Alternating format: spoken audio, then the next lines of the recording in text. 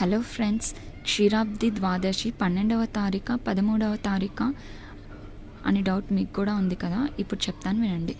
క్షీరాబ్ది ద్వాదశి 12వ తారీఖు మధ్యాహ్నం 12:25 మొదలయ్యి 13వ తారీఖు 10:03 ముగుస్తుంది.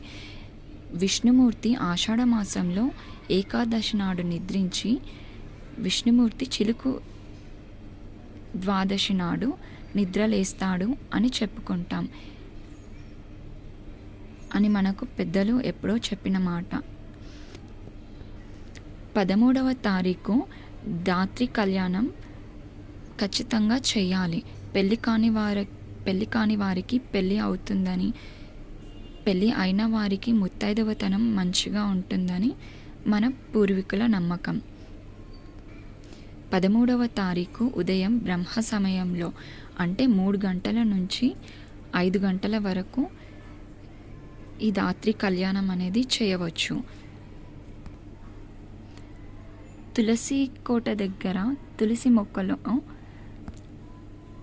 ఉసిరి మొక్క కానీ కొమ్మ కానీ తెచ్చి పూజ చేసి కళ్యాణం చేయాలి.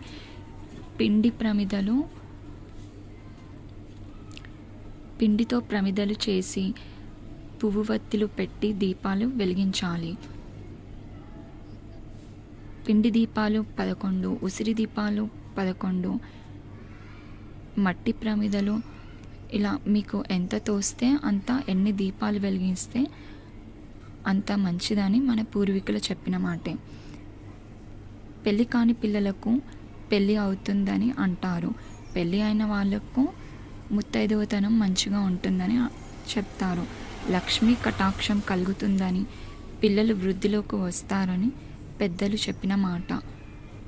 మనకు అన్ని విధాలుగా మంచి జరుగుతుందని మన నమ్మకం.